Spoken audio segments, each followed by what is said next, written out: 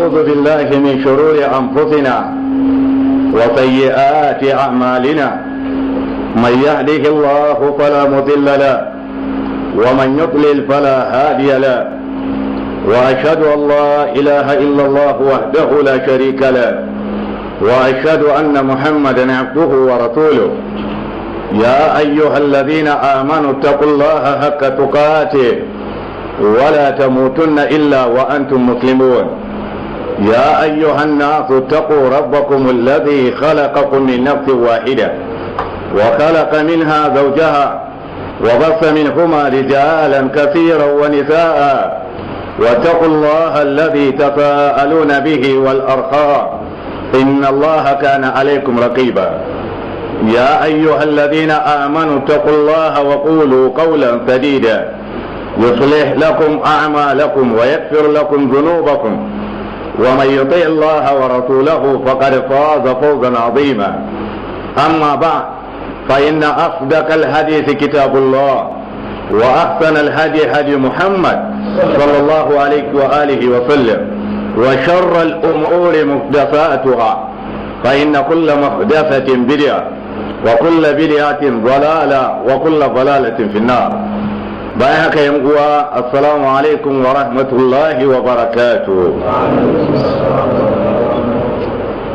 أجيها الله تعالى يقدر بمسامدة من قبات الدكاراتو با saboda ruwan sama da aka kwana ana yi. Muna fata Allah ta'ala ya sa wannan ruwa ya zamo mai albarka.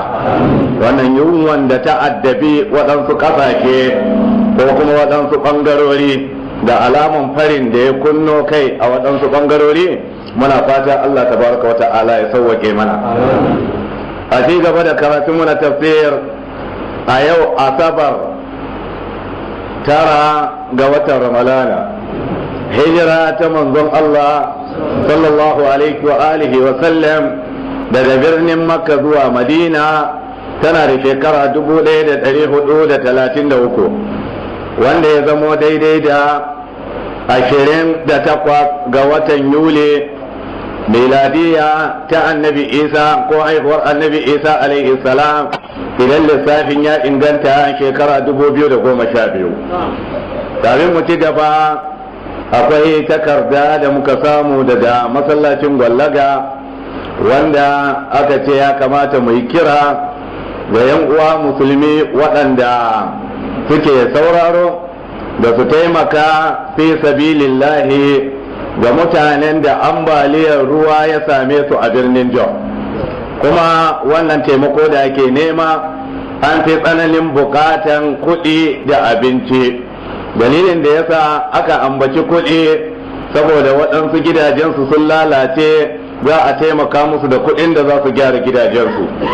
Sa'an nan batun abinci kusan kowa ya sani, talaka dai tambarinsa cikinsa, sai mutum ya samu ya cika ciki, sa'an nan zai nemi tufafin da zai sa, sa'an nan kuma daga baya zai ci gaba da ainihin mu'amalarsa. A dalilin da yasa ba a yi targizi har ila yau akan tufafi ba, saboda wani lokacin aka yi maganar tufa to sai ga an tara su da yawa har ma su fi karfin motan ko motocin da za su ɗauka. Alhali wajen kuɗi da ake tsananin bukata sai ka ga babu, ko kuma ta wajen abinci sai ka ga babu.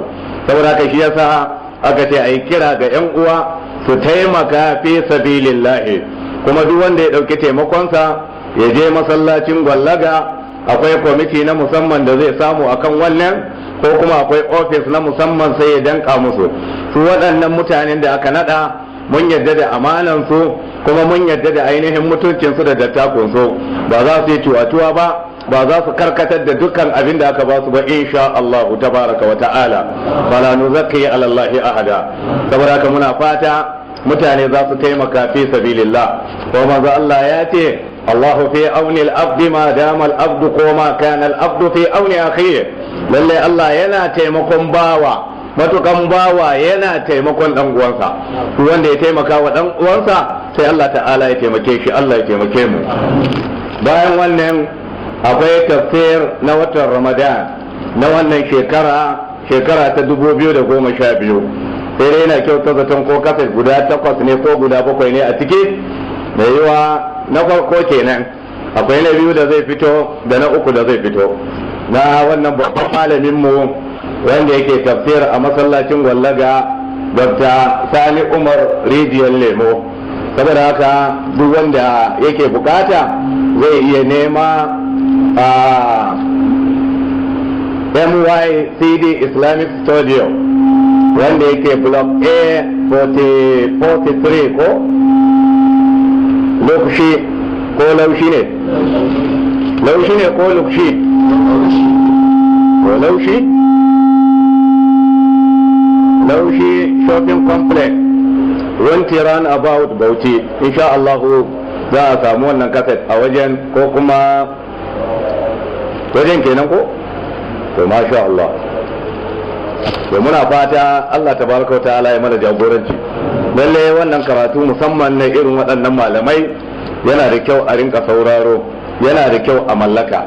Domin mutane ne wanda Allah ya taimake su sun mallaki hankalinsu kuma sun yi karatu mai zurfi wanda cikin karatunsu babu bayan a ciki. Ana kokari wajen kwatanta gaskiya. Saboda kaga wannan ya kamata a rinka sauraro ba na 'yan hayaniya ba. Allah ya kyauta.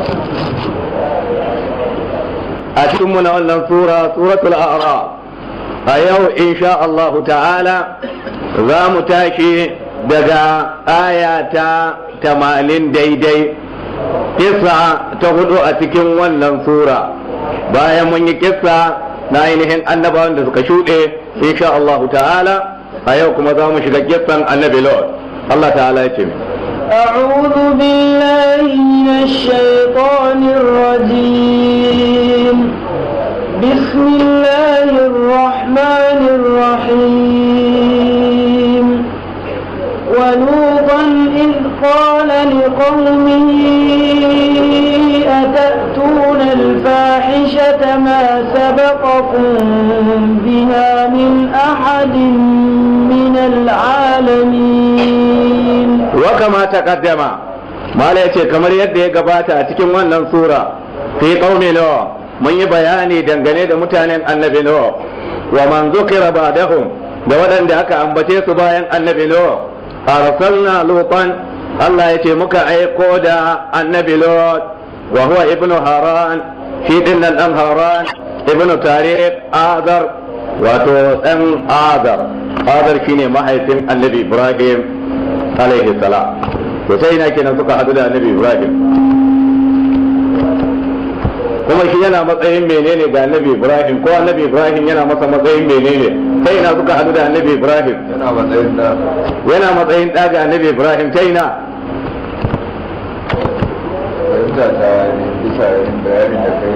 Na'am. Annabi Ibrahim dan uwa. Shi wannan annabi Lot dan Haran dan Azar. Annabi Ibrahim kuma dan Azar. Annabi Ibrahim kuma dan Azar. Saboda haka ne babansa dan uwa ne ga annabi Ibrahim.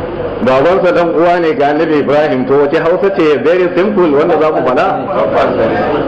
Da yana matsayin wane ne ke matsayin babban wani? Annabi Ibrahim yana matsayin babba ne ga annabi Lot. Saboda haka annabi Lot yana matsayin ɗa ne ga annabi Ibrahim. Kaga wanda bai iya Hausa ma sosai ba zai iya gane ba. Ya ma dan uwa ne, dan kaza ne, kaza. Kun wani lokaci tambaya tana da sauki amma aka jefa ta ko amsa tana da sauki, amma aka jefa tambayan sai mutum ya ga wace hanya ce zai bi domin ya bada amsa cikin sauki kuma a gane. Wannan shine wa huwa ibnu Haran ibnu Tariq Azar, amma anan ya sa wa huwa ibnu Haran ibnu Tariq ibnu Azar, sai aka ce ibn din nan kuskure ne, shi yasa ni ma na kewaye nawa. Wa huwa ibnu Haran ibnu Tariq Azar, ko huwa ibnu Haran ibnu Tariq, ko kuma huwa ibnu Haran ibnu Azar. Domin Azar shine Tariq, shine Tariq. Kana iya ce Tariq, kana iya ce Tariq, kana iya ce Azar. Bi ma'ana duk sunansa ne. Saboda haka annabi Lot yana matsayin ɗa, wato ɗa ne ga annabi Ibrahim, domin ɗan uwansa ne. Annabi Ibrahim yana matsayin baffa ne ga annabi Lot. Lot ibnu akhi Ibrahim hajar ma Ibrahim, ya yi hijira tare da annabi Ibrahim, wato tare da baffansa. Fa nazala Ibrahim Falastin, sai annabi Ibrahim ya sauka a ƙasan Falastin. Wa nazala huwa bil Urdun, shi kuma ya karasa ta bangaren ƙasan Urdun shine Jordan. fa arsalahu Allah ila ahli Sodom, sai Allah ya aike shi zuwa ga mutanen Sodom. Saboda haka yana ɗaya daga cikin annabawa wanda aka aike su zuwa ga waɗanda yake ba mutanen su bane, ba zuriyan su bane, ko ba ƴan uwansa bane. Allah ta'ala ya zaɓe shi ya tura shi yace ka je ka yi abu kaza. Wala Allah daga nan ne sojoji suka samu yadda suke rarraba masu shugabanci. Idan aka yi jiwon mulki nan sai a tura wannan dan wannan waje, sai a tura shi wannan wuri, dan wannan wuri sai a tura shi wannan wuri, ko yadda ake nada kantomomi. Wallahu alam. Na fa arsalahu Allah ila ahli Sodom bi zalil mu'jama. To anan ya ce ila ahli Sodom, zal din akwai digo.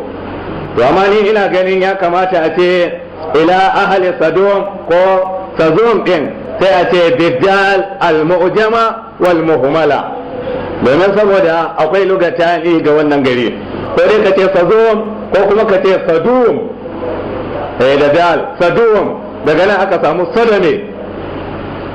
Ina ba ta gane kamar yadda za mu yi bayani. Ina son Sodomi ko da yake all world ne, daga nan aka samu Sodome bidal al-mu'jama.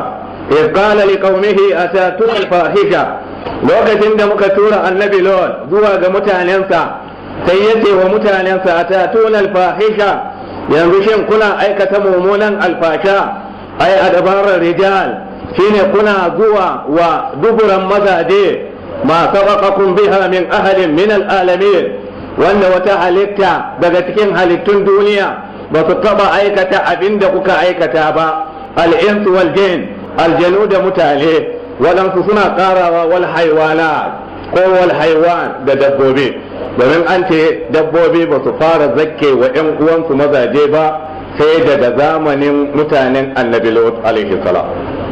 su ne farkon mutanen duniya wanda suka fara yin luwaɗi, yasa ma ake kiran garin, daga nan aka samu kalmar Sodome, bi ma'ana daga sunan garin Sodom ko kuma Sodom, amma kana iya karantawa Sodom shine kai igo ma ainihin dal din maimakon dal ya koma bal wanda za a karanta.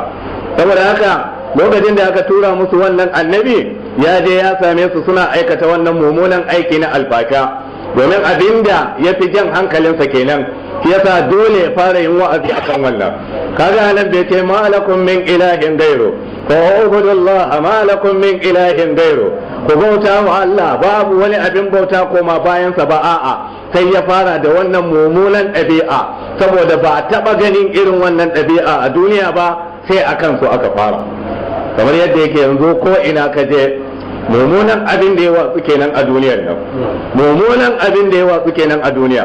Ina kyauta zaton ba mamaki hala ainihin luwaɗi ya yi kusan kamo zina da ainihin ɗan ƙanƙanin daƙiƙa, bambancin su kaɗan ne. Kuma yana daga cikin abin da ya daɗa lugugui ta liwaɗi shine abin da bokaye da matsafa da aljanu suke faɗa wa manyan mutane da shugabanni da ainihin wawaye da gaulaye waɗanda ba su san ina ne suka dosa ba. Ana gwada musu cewa idan suna liwaɗi kuɗin su zai dawwama, mulkin su zai dawwama, sarautar su za ta dawwama, ilimin su babu wanda zai kwace, ba wanda zai fito na fito da su, ko lafiya za ta tsaya a jikin su, ko za su taka kowa ainihin su taka ki su zama masu takalman karfe kafin kima wani mai takalmin karfen ya taka shi. Daman duniya haka, duk abin da kake ciki ko ilimi ne wata rana kwatsam sai wani wanda ya fi ka ya zo, idan kuɗi ne sai Allah ya turo wanda ya fi ka, idan sarauta ce ko mulki sai Allah ya turo wanda ya fi ka, idan kyawu ne ma ko karfe wata rana sai Allah ya turo wanda ya fi ka. Idan mutum ya yi tunani akan wannan, to kaga zai gane cewa babu abin da yake dawwama a duniya. ala kullu shay'in ma kala Allah batilun wa kullu na'imin la mahalata za'ilun. Lalle duk abin da yake koma bayan Allah, to wallahi wata rana sai ya lalace, domin komai kaiwan sha'awansa, bi ma'ana komai kaiwan matukansa, to dama idan ya kai karshe to dawowa baya zai yi, wani ma ba zai kai karshen ba zai dawo baya. Saboda haka yanzu wannan mummunan ɗabi'a kusan ko ina, kuma abin da zai baka takaice shine da masu hali da talakawa duk an fada cikin wannan, babu wanda yake takaitawa. Kuma abin da ya daɗa lalata wannan al'amari shine irin hanyoyin da ake shiga na ainihin intanet ko na sadarwa, wanda mutane za su shiga, wani ma bai san yaya abin yake ba, sai a ce masa ai kaza kaza ne, saboda haka sai ya je ya shiga ya ga yadda ake yi, sai ya ce shi ma bari ya zo ya kwatanta. Hali wannan mummunan ɗabi'a ce wanda Allah tabaraka wata'ala ya halakar da gari guda ko da garuruwa saboda wannan. faja'ala aliyaha safilaha wa amtarna alaihim hijaratan min sijil, a wata aya yace min sijilin mandud, saboda wannan aikin da suke aikatawa. Saboda haka kamar yadda zamu gani a takaice, Allah tabaraka wata'ala ya turo annabi Lot zuwa ga ainihin mutanen sa zo, kuma abin da ya fara yin musu wa'azi shine yake so ainihin bar liwadi, domin wannan mummunan alfaka ce wanda babu wata halitta wanda ta taɓa yi kafin su zo, su suka fara kirkirowa. Yana musu wa'azi su nisanci wannan ainihin ɗabi'a, kamar yadda bayanai suka zo a cikin suratul Hud, suratul Hijr, suratul Ankabut, suratul Shu'ara da waɗansu surori.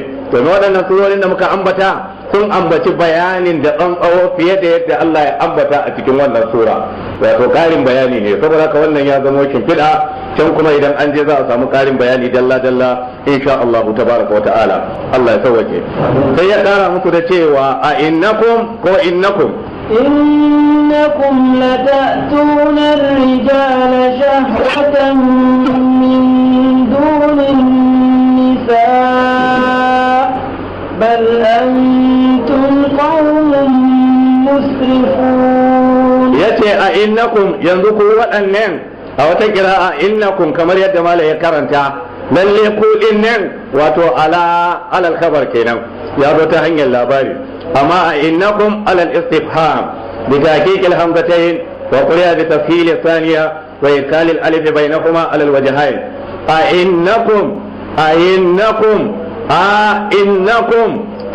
innakum saboda haka akwai kira'o'i guda hudu, idan ka kara da wancan innakum ya zama guda nawa? Guda biyar kenan. bainahuma ala al-wajhayn. latatuna rijala shahwatan, yanzu kuna zuwa wa mazaje a matsayin sha'awa, maqulun min ajlihi ay la hamila lakum alai illa mujarrad ash-shahwa, domin sha'awa ce kawai. Dama idan mutum bai danne sha'awansa ba, to sha'awan nan za ta lalatar da shi. Allah tabaraka wata'ala da ya halice ka bai takura ka ba, sai ya baka ainihin yanci, sai ya sanya maka sha'awa, sannan ya shiryar da kai hanyoyi guda biyu, wa hadainahu najdain, muka shiryar da dan adam hanyoyi guda biyu, imma shakiran wa imma kafura, ko dai ya kasance mai biyayya wa Allah ko kuma ya kasance mai butulci ko mai kafirci. Saboda haka duk wanda mutum ya ga dama yana iya daukawa.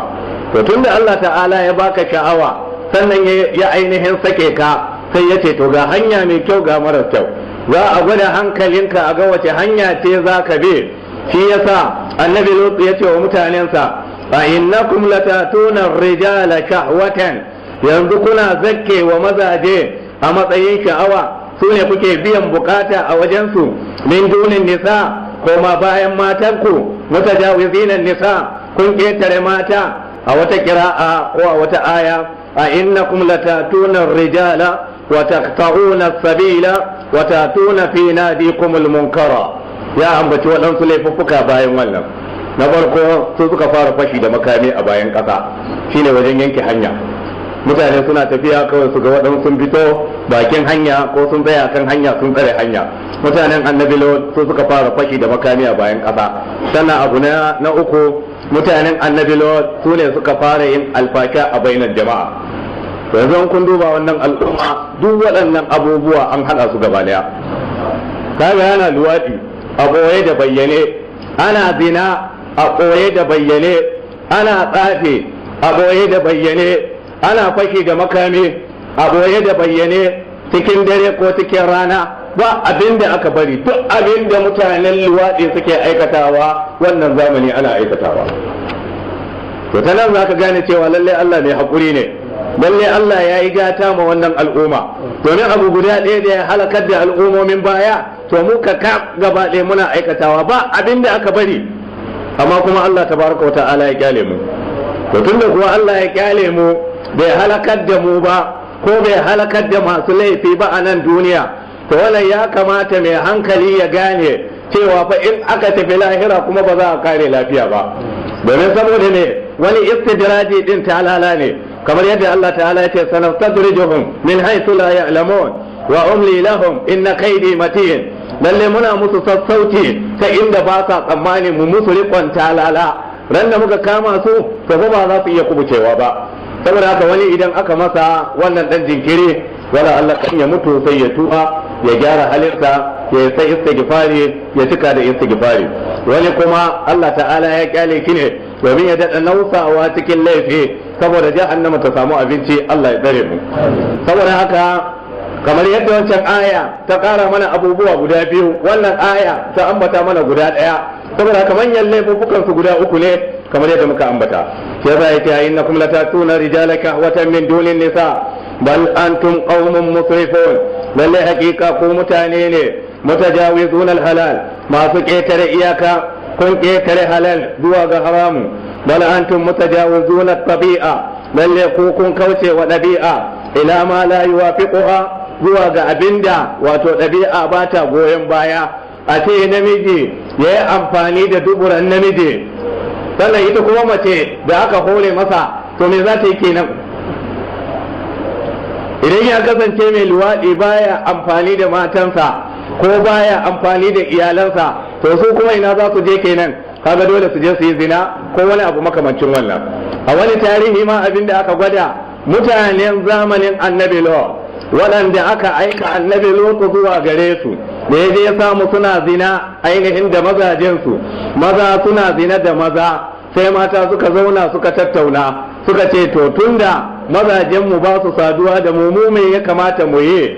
To wannan taro na farko da aka yi a wancan zamani shine ya haifar da maɗigo a tsakanin mata. Sai suka ce to kenan mu ma tsakanin mu sai mu yi abin da ya kamata a yi. Kuma wannan zamani idan ka duba za ka ga exactly ne abin da maɗigon da ake yi wancan lokacin, har ma an samu wayewa an ƙara da waɗansu abubuwa. Allah ya sauke. Shi yasa tun mutumin da zai shiga intanet ko zai amfani da irin wannan intanet wallahi ya ji tsoron Allah. Wallahi yana ɗaya daga cikin abin da yake lalata tarbiyyar yara. Waɗannan samari da kuke gani yana da ɗaya daga cikin abin da yake lalata tarbiyyarsu. Wani zai je duk abin da ya gani a ciki, ya in ya zo yana ganin uwarsa kamar wawiya ce, yana ganin ubansa kamar jaki ne, yana ganin 'yan mata wato ya riga ya san menene sirrinsu, ko yana ganin maza ya san menene sirrinsu. To karshe ba mamaki wannan tunani ya sa kuma su kirkiro wata katobaran daban wanda ba zina ba luwaɗi ba maɗigo ba, a'a sai a kirkiro wani abu daban wanda abubuwan da aka kirkiro su wato abubuwan abin kazanta ne. Allah ya sauke. Shi yasa ni ba na goyon baya mutum ya zo yana da 'ya'yansa kamar misalin irin wanda ba su yi wayo ba su da hankali, ka tura su kasashen waje wanda za su je suna amfani da na'urorin da ake samun su cikin sauki. Mu a nan Najeriya kafin ka samu intanet yana da tsananin wahala. Wani lokaci muna amfani da modem saboda shiga portal ko kuma waɗansu program wanda yake na university. Tun da su waje za su ce mutum ya duba portal ɗinsa zai samu abu kaza da kaza da kaza. Bi ma'ana akwai wani information ko wani message wanda zai rinka ainihin gari cikin 24 hours sai ka shiga ka duba. Amma sai ka samu modem wanda za ka sa kai ta fama abin ma bai kama ba. Shi yasa abin ya zo da sauke. Amma wata bala'i ko wani bala'i da musiba wanda aka samu shine masu handset. Yanzu an sauke musu hanya ta yadda za su shiga intanet din wanda yake da layin kaza ko layin kaza, wanda ta wannan handset din mutum zai iya shiga, zai iya ganin ko menene, zai iya ganin bala'o'i iri daban-daban, zai koyi mummunan ɗabi'a. Daman turawa ko yahudawa sun gagara su lalata ɗabi'an musulmi kai tsaye, saboda musulmi su rike alƙur'ani suna kokarin karantawa, suna ainihin fahimta, suna kokarin aiki da alkur'ani. Ga hadisan manzon Allah sallallahu alaihi wa alihi wa sallama wanda ake karantawa, ga addu'o'in da ake yi yau da kullum cewa Allah ya kare mu daga miyagun abubuwa, daga sharri da makirce. To saboda ba su samu nasara ta ainihin rusa ɗabi'a da kuma addini kai tsaye ba, shi yasa suka biyo ta wannan hanya, ta hanyar intanet, yadda za su lalata samari. Sai ga mutum ya zo ya san waɗannan, to lokacin da ya zama dattijo sai a wayi gari dattijon banza ne, ko dattijon bariki ne, ko dattijon iska ne, ko kuma kyakkyaka ne. To lokacin da aka wayi gari ɗan shekara 60 ko 70 ko kuma ɗan shekara 80 ya zama kyakkyaka, ya zama ɗan iska, ya zama mutumin banza, ko ɗan barike, ko kuma ɗan tasha, ko ɗan bayan gari, ko kuma tsinanne, to fa ma za ba da alhaƙi illa salat. Saboda haka ta yaya za a samu jagoranci na kwarai ko za a samu baya waɗanda suke ainihin masu kyau. Saboda haka sai ya kasance shugabanni sun zama mutanen banza, waɗanda suke jagorancin mutane a unguwanni su ma sun zama na banza, dattawan da ake ganin su na anguwa masu sasantawa su ma sun zama na banza. Saboda haka karshe sai abubuwa su lalace gaba ɗaya. Yasa kamar yadda na jaddada, ni ba na goyon baya mutum a tura ki yaro ne wanda baya da wayo, baya da cikakken natsuwa, ya je ya karanta wani course wanda yake undergraduate a waje, yana ganin abubuwan da suke faruwa, zai shiga intanet ya ga duk abin da zai gani. Yasa idan ya dawo aka same shi da wata mummunan ɗabi'a babu mamaki. Idan za a tura irin waɗannan masu karatu a waje, ya kamata a tura waɗanda suka mallaki hankalinsu, musamman ma mutumin da yake da mata. Idan ya je ko yake da mata kaga wannan zai taimaka masa wajen ainihin yin masa tabaibayi, ba zai lalace ba. Kuma ko da ya lalace to kaga laifin ba zai koma kan iyayensa ba ko kuma kan waɗanda suka tura shi ba. Amma mutum hankalinsa bai cika ba saboda ubansa yana da kuɗi ko saboda an samu kujeran banza ta gwamnati, bari a tura shi, wanda mai yiwa wani zaka gaishe ustaz ne ma a lokacin da za a tura shi, amma bayan ya je sai wata ɗaya, wata biyu, wata uku sai ya zo da waɗansu miyagun ɗabi'u wanda yake ya canza kwata-kwata.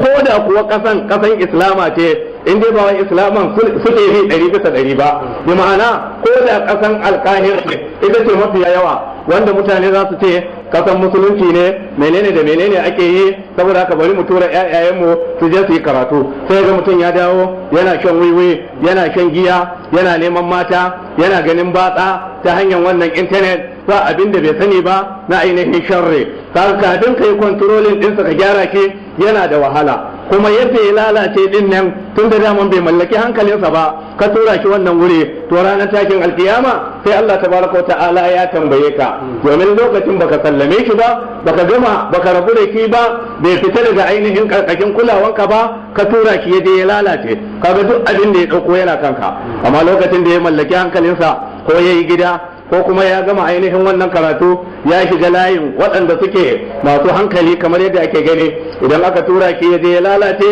to wannan laifi yana kansa, bai shafi iyayensa ba, bai shafi wanda aka tura waɗanda suka tura shi ba. Saboda haka ina ganin yana da kyau a lura da wannan bangare. Allah tabaraka wa ta'ala ya kyauta. Abin da ya fi muni shine matan da ake tura su, wanda wallahi idan kaga ko kasan Malaysia, idan kaga 'yan Najeriya mata yadda suke shiga, abin zai baka kake kwarai da gaske.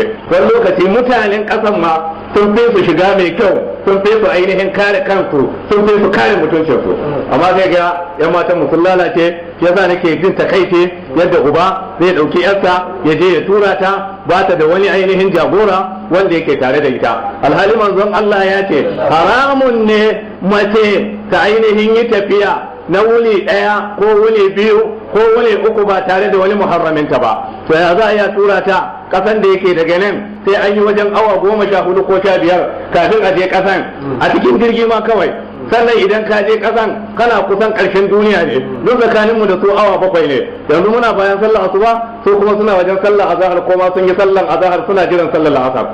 To ka tura ta nisan duniya wanda tsakaninta da bangon duniya babu nisa. Idan ta ga dama duk abin da take so za ta dauka sai ka zo da mummunan ɗabi'a wanda za ka ainihin kasa gane kansa, ko kuma ta zo ma da wata cuta wanda za a yi ta bincike ba za a iya gano ta ina ta dauko wannan cuta ba. Saboda haka iyaye masu hali wanda suka samu dama, wallahi ku ji tsoron Allah. Allah ta'ala ba zai kyale ku akan wannan ba. Kullukum ra'in wa kullukum mas'ulun an ra'iyatihi. الرجل راء في أهل بيته ومسؤول عن رعيته. dukkan kuma kiyaya ne, kuma sai Allah ya tambaye ku dangane da kiwon da Allah tabaraka wa ta'ala ya baku. Sannan mai gida mai kiwo ne a bisa iyalan gidansa, kuma sai Allah ya tambaye shi dangane da kiwon da aka baki. Saboda haka hakika wannan ɗabi'a da muna karantawa a cikin littafi muna ganin kamar abin wato a yanzu babu, ko kuma ya riga ya wuce, tsohon yayi ne, ko a da ne aka yi. Amma lokacin da muka je waje saboda intanet, waɗansu suka yi ta gwada mana abu kaza din nan fa ai abu kaza ne. Yau akwai lokacin da muka zo muna musu akan wata matsala, na ce kai haba yaya za a yi a samu abu kaza, sai wani ya ce to ni barin gwada maka. Ta ce fa ba zai taɓa yiwa ba, ya ce barin gwada maka. Wallahi da ya gwada mini na ji mamaki kwarai da gaske. Na ce a'a dace yanzu wannan cikin sauki ma za a iya shiga wani ainihin wayar ko kuma wani site a ga irin waɗannan abubuwa. To irin wannan me yake koyarwa, me yake harbawa a cikin al'umma, me yake harbawa? Shi yasa wani halin ma ga ubangiji baiwa ne. Wallahi na san da Allah tabaraka wa ta'ala ya ba mu ainihin karfin internet kamar yadda suke, ya ba mu karfin ainihin walwala kamar yadda su suke, ya ba mu karfin jin daɗi da ni'ima da ci gaba kamar yadda su suke. To ina kyautata zaton karke ba mamaki Allah ta'ala ya fasa hukuncin sanada na cewa ba zai halakar da mutane ba, ya kawo halakansa cikin gaggawa. Allah ya sauke, ba ma fatan wannan. Sunan Allah ta'ala ya hukunci baya saba ainihin hukuncin sunnatullah, walan tajida li sunnatillahi tabdila walan tajida li sunnatillahi tawila. Haka sunnan Allah take. Amma kan gaskiya wato abubuwan da ake a zamanin yanzu abin yayi nisa kwarai da gaske. Allah ya sa mu cika da imani. Shine annabi Lutu yace a innakum yanzu ku mazaje la tatuna rijala, kuna zuwa wa ƴan uwanku mazaje shahwatan ta hanyar biyan bukatunku min dunin nisa ko ma bayan matayenku. Bal antum qaumun musrifun, lalle ku mutane ne masu ketare iyaka. Saboda haka maza suna amfani da maza, mata kuma suna amfani da mata. Ga kuma fashi da makami da suke yi da rana kata ba ma da daddare ba. Sannan ga ainihin batsan da suke yi a ainihin party ko club ko wani abu makamacin wannan. Yanzu haka a duniya akwai manya-manyan club ɗin da sun rika sun shahara, iskancin ma ba a boye suke yi ba, a fili suke yi. Za a tara mutane a ce musu lokaci kaza za a yi abu kaza, saboda haka sai a zo a fili za ka gani kuma ana ɗaukawa ainihin maza suna zina da mata, maza suna ainihin liwaɗi da maza, mata suna maɗigo da mata a ainihin kulob guda. Shi yasa da idan ka ce kulob wa dattawa masu tunani sai su ce kulob, kai Allah ya tsine wa kulob. Saboda me? Saboda suna jin labarin abubuwan da suke faruwa a kasashen waje. Duk inda ka ji an ce kulob to za ka samu na 'yan iska ne, ko na mutanen banza ne, ko na waɗansu mashaya ne, ko waɗansu matsafa ne, 'yan mafiya, ko wani abu makamacin wannan. Sai za aka ce kulob sai su ce kai Allah tsine ma wannan, Allah wadaran wannan. To amma yana da kyau a bambanta, akwai club wanda yake na alheri. Lokacin da za ku yi forum na ainihin ci gaban al'umma ko da ci gaban duniya ne, wanda za ku taimaka mutane su samu ainihin sauƙi a cikin rayuwa, balle abin da ya kafi addini ko taimakon juna, wannan yana da kyau. Amma abin da aka haramta ko aka tsine masa shine wanda za a yi iskanci na ainihin lalata, za a koyar wa yara da miyagun ɗabi'u wanda Allah tabaraka wa ta'ala ya haramta. To wannan an fada cikin bala'i, an fada cikin haramun. Allah ya sauke. Sai Allah ya ce me وما كان جواب قومه إلا أن قالوا أخرجوهم من قريتكم إنهم أناس يتطهرون. وقال المفسر الجليل الشيخ أبو بكر محمود قومي رحمه الله تعالى يا دين دي فدا يتي إن قوم لوط للي متانين النبي لوط كانوا أهل ترى متانين ما سجن دادي ودعارة دقيرنتي فاحشة ميمونة حتى لم يكونوا يتفكرون في شيء فراك وايجني باسا ينتناني تكين ونابو وهمهم في اتباع شهوتهم abin da yake bukatan su da tunanin su shine bi sha'awan su al-munharifa an tabi'a wanda take ta saba wa dabi'an dan adam wal fitra as-salima wanda ta saba wa halittar da Allah tabaraka wa ta'ala yayi wa dan adam fa nazalat bi dhalika uquluhum sai hankulan su suka yi kasa an madarikil baha'im ya kasance dabbobi ma sun fi su tunani sun fi su hankali. Amma da za a yi a ce mutum ya zo ya yi amfani da duburan dan uwansa, wanda yana jin daɗi har ma yana gadara, har ma yana fito na fito. To ko bunsuru ne aka ganshi yana bin dan uwansa namiji sai ka ji mutane suna cewa wannan dan giska ne. Amma kafin ka ga bunsuru yana bin dan uwansa namiji sai in ya rasa mata. Sannan zai je bi dan uwansa namiji in ya sha gabansa, to dole zai fitine shi domin ya ja ya baki hanya har sai ya samu biyan bukatarsa. To wannan mummunan ɗabi'a ta liwaɗi ta mai da mutanen annabi Lutu ƙasa da matsayin dabbobin duniya ma a wancan lokaci. Fara da Lutun alaihi salam shi yasa annabi Lutu yayi nufin an yarfa mustawa uqulihim ya daga matsayin hankulansu wa yaruddahum ila maslakil fitrati salima ya mayar da su zuwa ga kyakkyawan ɗabi'a fi qada'i sha'awa wajen biyan sha'awa fajabahu bil rafd wal istihza amma su sai suka yi fito na fito da shi da watsi da wannan magana da kuma ainihin izgili gare shi dan akwai ayan da yace haula ibanati hunna atharu lakum waɗannan ƴaƴana ne mata su suka fi tsarki gare ku je ku neme su ka aure su yana nufin ƴaƴansa na cikinsa ba domin kowane annabi ko manzo to ƴaƴan al'umma na zamanin wato suna matsayin ƴaƴansa ne shi yasa aka ce mana manzon Allah sallallahu alaihi wa alihi wa sallama matansa gaba ɗaya uwayen mu'minai ne kuma manzon Allah ya auri mata guda 11 yana da sadaka guda biyu kamar yadda ya inganta wato Mariya da ainihin Raihana sannan ya auri mata 11 nana Khadija ta farko da ya aure ta Allah ta'ala ya mata rasuwa sannan daga bayanta kuma sai ya auri nana Aisha kafin ta tare ya auri ainihin Sauda bintu Zam'a sannan bayanta ya auri nana Hafsa sannan ya auri Ummu Salma da Ummu Habiba da ainihin Zainab bintu Kuzaima ita ma Allah ta'ala ya mata rasuwa bayan wata biyu da auren da suka yi da manzon Allah sallallahu alaihi wa alihi wa sallam sannan manzon Allah ya aure Zainab bintu Jahash manzon Allah ya aure Juwairiya da ainihin Safiya waɗannan su ne matan manzon Allah sallallahu alaihi wa alihi wa sallam wala Allah na ambace su duka kuma manzon Allah ya aure mata guda 11 guda biyu sun rasu a hannunsa ya rasu ya bar mata guda 9 wace ce ba mu ambata ba akwai Maimuna Umaima bintul Harith da wace kuma akwai Habiba Umaima a cikin mata annabi akwai Umaima ko Umama Maimuna ko Umaima ko Umama duk wanda da ya faɗa da farko ni kuma sai na faɗi sunan mahaifi na tafiya haka amma sai daga baya sai na gane wato ya shigar da ni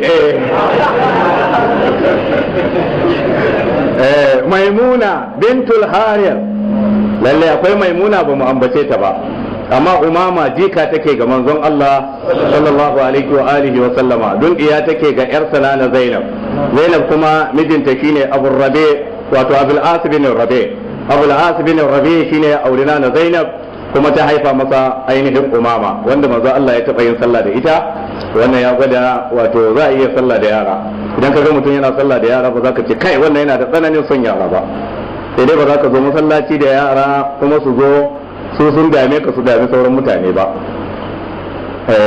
idan za ka zo da yaro sai ka zo da yaron da ba zai da addabi mutane ba sai dai idan ya kasance yana da dan dabara wanda in kai ka sake a hanya ya bauɗe wani na bayansa ya gwada masa koma to ne ya saboda yana tsoron su sai ya koma sa ku ya sake tsayawa to kaga da haka sai ya koya na shi yasa Allah ta'ala ya ce matayen manzo Allah sallallahu alaihi wa sallam wa azwajuhu ummahatuhu matayensa uwayen mu'minai ne uwayen musulmai ne saboda haka ƴaƴayensu suna matsayin mai kenan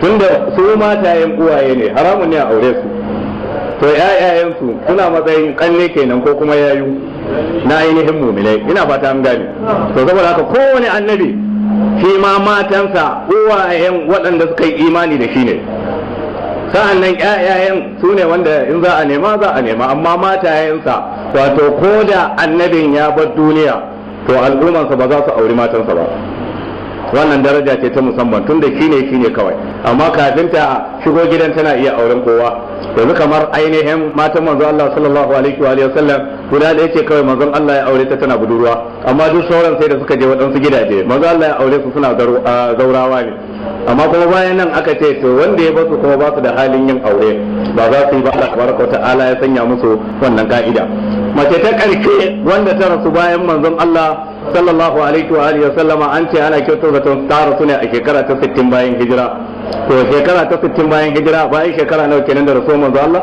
bayan shekara nawa 50 shekara 10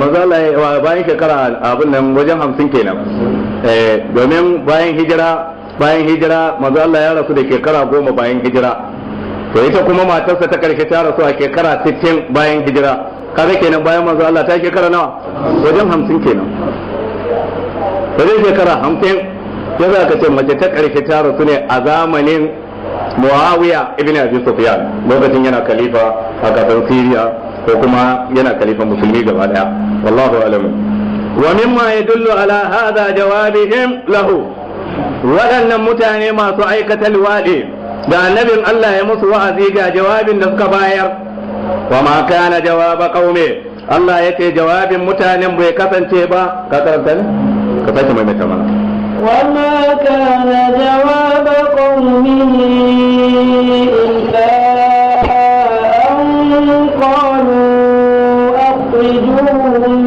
من قريتكم إنهم أناس يتطهرون الله تعالى يتي وما كان جواب قومه جواب ودن متاني ما سؤيكة الوادي بكفن تيبا إلا أن قالوا فاتي سكتي أخرجوهم من قريتكم ku fitar da su daga cikin garinku ko birninku ko ƙasanku ai ku fitar da Lutan annabi Lot wa atba'a da ainihin magoya bayansa min qaryatikum daga cikin alƙaryanku innahum unasun yatatahharun lalle su mutane ne waɗanda suke masu tsarki min adbari rijal tunda sun ce ba ruwansu da ainihin duburan mazaje to su mutane ne masu tsarki ba za su iya zama cikin mutane waɗanda suke masu kazanta ba to a fitar da su kawai kaga wannan magana izgili ne ai kamar mutane ne za su yi tuwa za a yi kaso kai kuma kana cikin wannan kwamiti ko kuma kana memba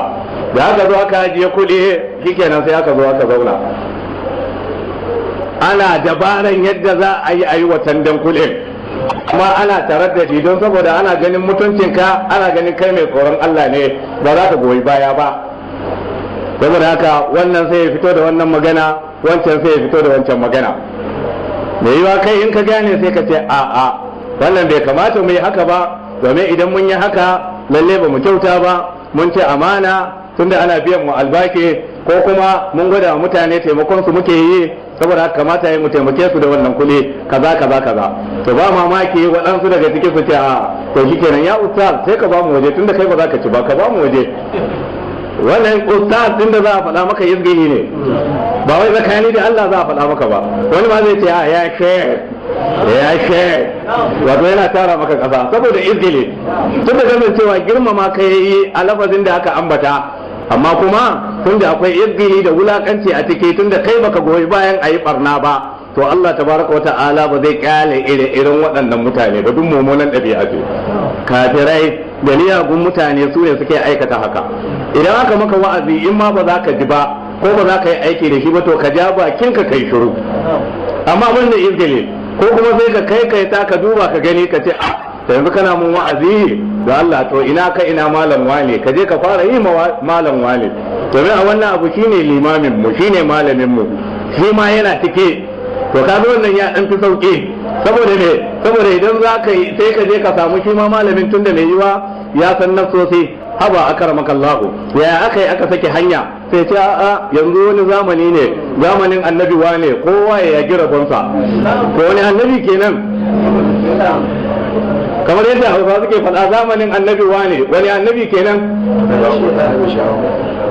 Allah ya zawake saboda haka izgili kalma ta izgili kalma ce wanda take da nauyi har wajen Allah subhanahu wa ta'ala suka ce akhrijuhum min qaryatikum ku fitar da su daga cikin garuruwan ko min qaryatikum innahum unasun yatatahharun lalle mutane ne waɗanda yake masu tsarki ba ruwan su da zakewa wa ainihin duburan mazaje to anan kafin mu wuce akwai bayani na farko akwai bayanai kaman guda biyu bayani na farko zan fara da tambaya me yasa ake kiran annabi Lot sa'annan kuma ɗabi'an mutanensa ake kiran salwadi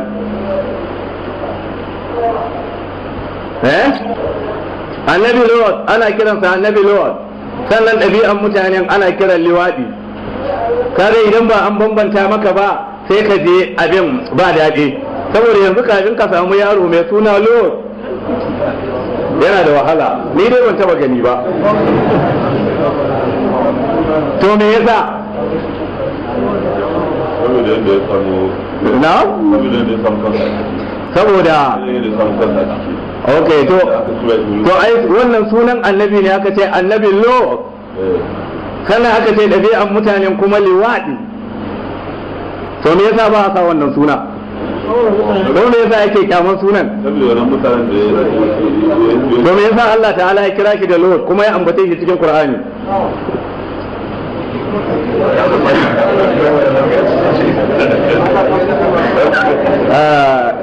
saboda haka abinda malamai suka ce shine Lut haka Allah tabaraka wa ta'ala ya tabbatar masa da wannan suna ne mai kyau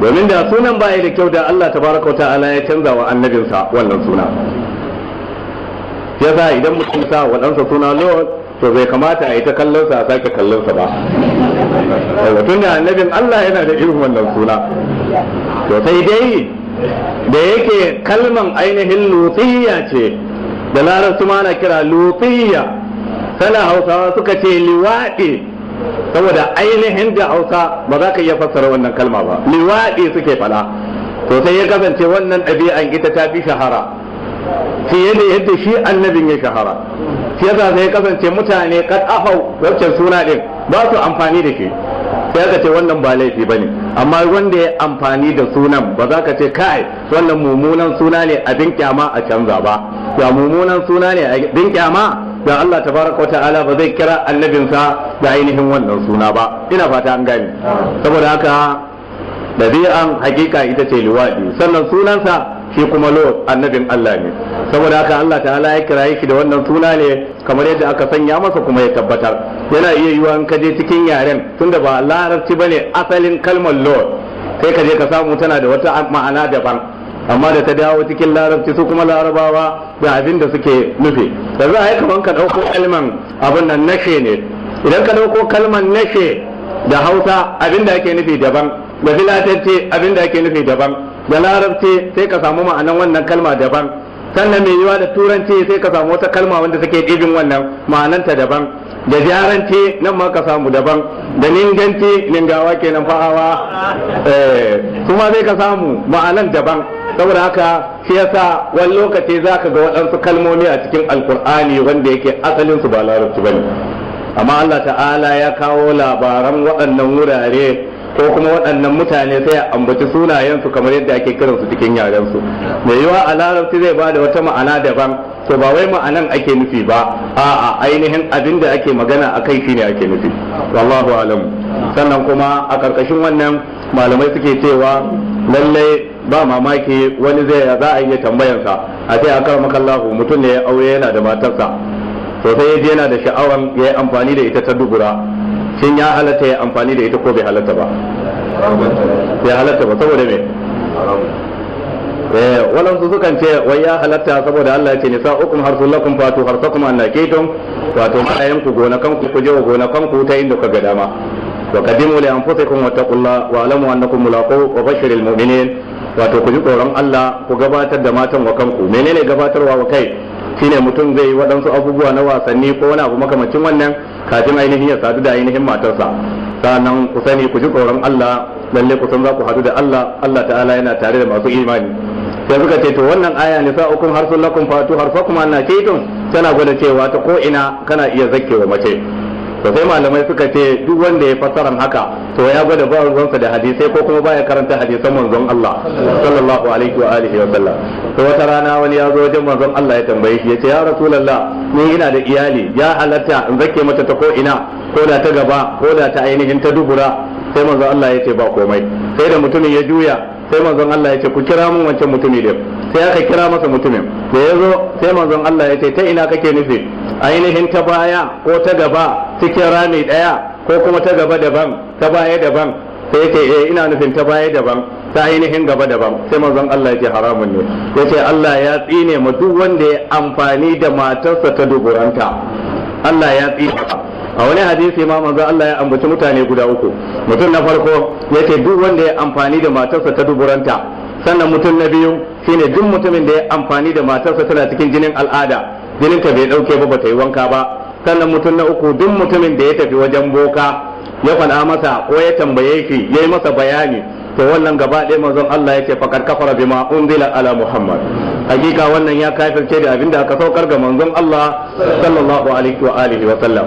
Saboda haka ya kamata mutane su yi kokari su kiyaye wannan, kada ya ɗabi'an zamani ko sha'awa ko lalacewa ta sanya ka kai amfani da mace ta duburanta.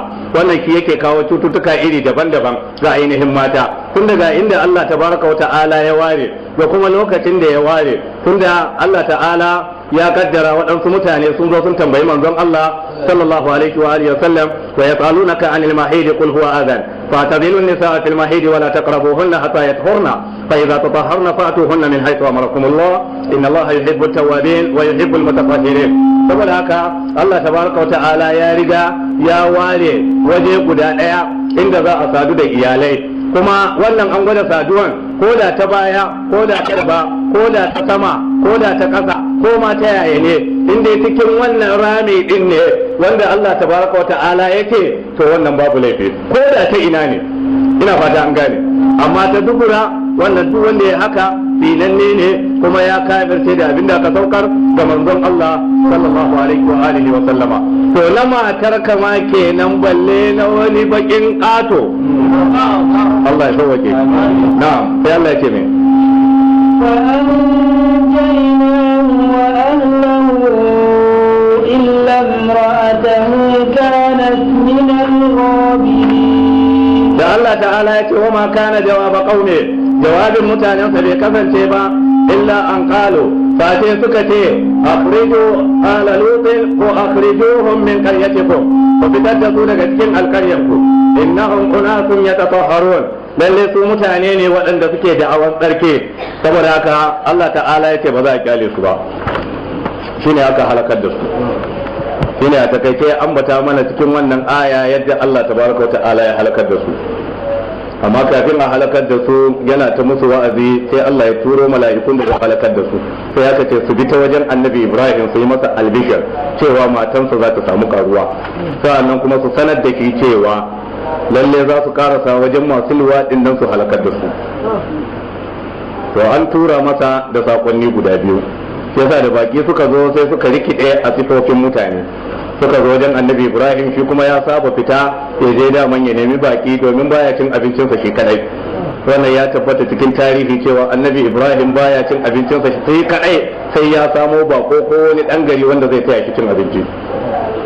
Da dattawan mu na da suna da wannan ɗabi'a, amma yanzu ina wannan ɗabi'a ina, sai ga mutum ma bayan yayi sai ya ce ba yayi abincin da kai ba, wata barki a tsarin sa ba yayi abincin da shi ba, ko da yake mun shayin bayani mutumin da ba yayi abincin da shi ba, domin saboda kai ta kwane-kwane domin ku rabu ka je ka ci abincin ka ba kai laifi ba, ba kai laifi ba, wannan ba haramun bane tunda ba yi da shi ba, ko ba mamaki ya fi ka fadin ciki idan aka zo abincin ba zai ishe ku ba. Da tunda ba yi da shi ba, ko baka shirya da shi ba, ko baka yi niyyar baki ba, wannan ba a cewa kai haramun, sai dai kuma babu daɗi. Yanzu da za a bayyanar da abin da ke cikin zuciyarka ba za ka ji daɗi ba, don za ka kamar ya ɗan taɓa mutuncinka. Saboda haka annabi Ibrahim yakan je taro bako, da ya je sai ga waɗannan baki din, ya ga kuma ga dukkan alamu baki ne, kawai sai ya gayyato su, ya zo da su gida, ya yanka musu dabba, aka soya, aka ajiye, sai ya ga kawai su waɗannan mutane ba sa cin abincin, sai da suka ce ka bar wahalar da kanka, mu din nan manzanni ne na ubangijinka. Shike na sai ya gane mala'iku ne, to mala'iku ko ba sa cin abinci. Shike na sai aka zancen maganan abinci din, ina to ku baki ne, wato ku mala'iku ne, ina za ku je, ina kuka fito, menene yake faruwa, tunda ya san cewa wa ma la tanazzalu illa bi amri rabbika lahu ma baina aydina wa ma khalfana wa ma baina zalik wa ma kana rabbuka nasiya. Ko da ke ala ayi halin suka baki labarin cewa za su je su halakar da waɗancan mutane, shine da karke suka karasa wajen waɗancan mutane ɗin, da suka karasa sai suka karasa a sifofinsu na mutane, a sifofin da suka rikida na mutane, shine da ya gansu yayi takaici kwarai da gaske, domin da suka je garin kai tsaye suka ce su bakin Nuhu ne, saboda haka sai aka gwada musu gidansa aka saukar da su, tun da kyawawa ne sai ga mutanen gari sun zo, kowa ya zo ya leka, kowa ya zo ya leka, kuma aka ce matarsa ita ce hasabibiya, domin ita ce ta sanar da dukkan gari ma cewa buga baki sun zo, saboda haka kowa ya zo ya dauki rabonsa. Shi yasa suka yi ta zuwa rukuni yana ture su, idan ya ture waɗannan su yunkuro, idan ya ture waɗannan su yunkuro. Shi yasa ya ce ya ji takaici da ma a ce yana da dangantaka a cikinsu, yana da ƴan uwan da za su taimaka masa. Da wannan ne waɗansu malamai suke ganin bayan annabi duk wani annabin da aka turo shi to an turo shi zuwa ga mutanensa ne don a rage masa ainihin matsala, don a rage masa wahala. Ko da wani ya zo ya tinkare ki to za ka samu ko da danginsa waɗansu ba su yi imani ba za su sake su kare ki, kamar yadda Abu Talib ya yi wa manzon Allah sallallahu alaihi wa alihi wa sallam, kamar yadda waɗansu mutane guda shida suka yi kokari wajen warware as-sahifa az-zalima wanda aka rubuta aka rataya ga dakin Kaaba cewa kai ba Abi Talib ba za a yi aure da tsakani ba, ba za a ba su abinci ba, ba za a taimake su ba, ba za a yi mu'amala da su ba. Ya kasance suka fada cikin wahala da Abu Talib da manzon Allah da sauran al'umma gaba daya. To mutane kidan nan da suka tsaya wajen warware wannan takarda ba musulmi bane a lokacin. Suka ce kai wannan hazihi as-sahifa az-zalima, kafin ma a warware wannan takarda wato yadda abin yake shine wani mutum ne ya je dauko abinci a boye ya zo zai kai wa yar uwarsa wanda ita ta karbi addinin Allah shi bai karba ba.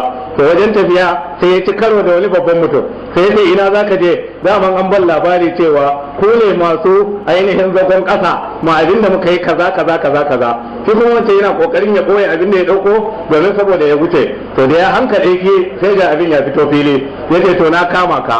Shikenan sai suka kama fada a tsakani, sai ya kasance zuriyan wannan sun taso, zuriyan waɗancan sun taso. Da waɗansu mutane suka ce daman wannan takaddan zalunci ne, ba mu yadda da ita ba.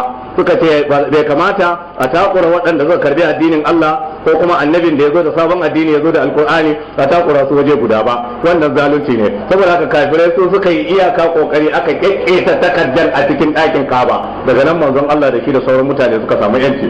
To kaga kamar yadda malaman suka ambata, wallahu alamu, idan ka bi tarihi za ga kusan hakan ya tabbata. Wato bayan annabi Lut alaihi salam ba aiko wani annabi ba sai ainihin cikin zuriyarsa ko cikin mutanensa, ko kuma Allah ya hore masa mutanen da za su taimake shi.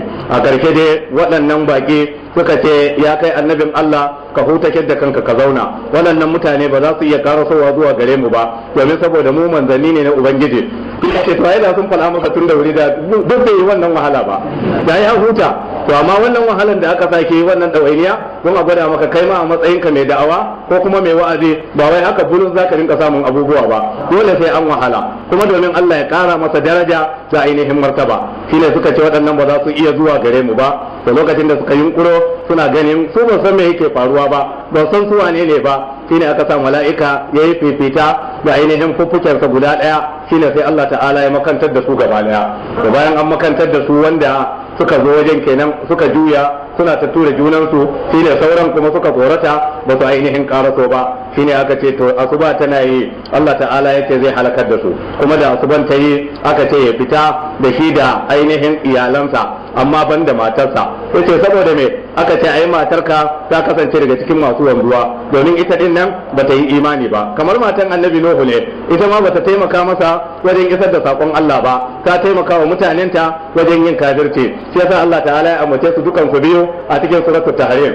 Saboda haka aka ce masa ya fita da asuba. To shi kuma lokacin da ake ta gogolmaya yana ganin asuba din ta yi nisa, ya kamata tun da an fara makantar da su kawai a lokacin domin a huta. Shi ne yace alaysa subhu bi qarye, suka ce masa ai asuba din nan kusa ne, haka Allah ya tsara. To da asuba ya kama hanya ya fita, wannan suka ce ya fita da matarsa, amma da ta ji mutanen ta suna ta ihu lokacin da Allah ya juya kasan, shikenan sai ta waiwayo wannan da ta yi yawa akwai mala'ikan da yake jiranta, ta waiwaya ne kawai za a fizge ta, kuma yana ce mata kada ta waiwaya. Sun suna ta tafiya kada kowa ya waiwaya, ita kuma tana ta jin ihun mutanenta, waɗansu ma ta gane su. Sai da ta waiwaya sai mala'ika ya jawo ta, sai aka sa ta cikin azaba. Shi kuma ya karasa da ainihin ƴaƴanta guda biyu kamar yadda aka ambata cikin tarihi. Shine Allah ya ce fa an jainahu, muka kamar da shi wa ahlahu da iyalansa waɗanda suka yi imani. Illa imra'atahu kanat min al-gabirin, banda matarsa ta kasance cikin masu wanzuwa. Wa amtarna alaihim matara,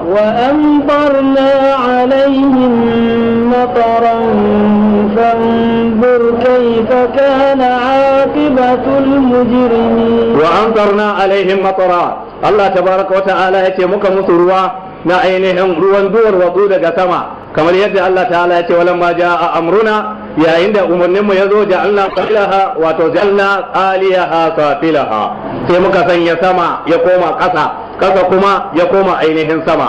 wa amtarna alaihim muka yi musu ruwa hijaratan na ainihin duwar watsu min sijil mando na ainihin duwar watsun wuta musawwamatan inda rabbi kuma kowane dutse akwai sunan wanda za ta halakar da shi haka Allah tabaraka wa ta'ala ya musu shine da turanci ake cewa ya mai da garin ya zama upside down ko kamar yadda zaka ce downside up tun da abin da aka yi kenan sama ya koma ƙasa ya koma ainihin sama wa amtarna alaihim matara muka yi musu ruwan sama fanzur kaifa kana aqibatul mujrimin lalle ka duba ka ga ƙarshen masu aikata laifi ya kasance alladheena yukazzibuna rusul wadanda suke karyata manzanni wala yatafakkaruna fil inza ba sa yin tunani cikin abin da aka yi musu gargade saboda haka wannan shine ƙarshen al'amarin waɗannan mutane masu mummunan ɗabi'a muna fata masu irin wannan ɗabi'a za su tsoraci Allah tun kafin Allah ya kama su tun daga nan duniya da wata cuta ko halaka ko kuma tun kafin su je lahira su tuba su dawo zuwa ga hanya madaidaiciya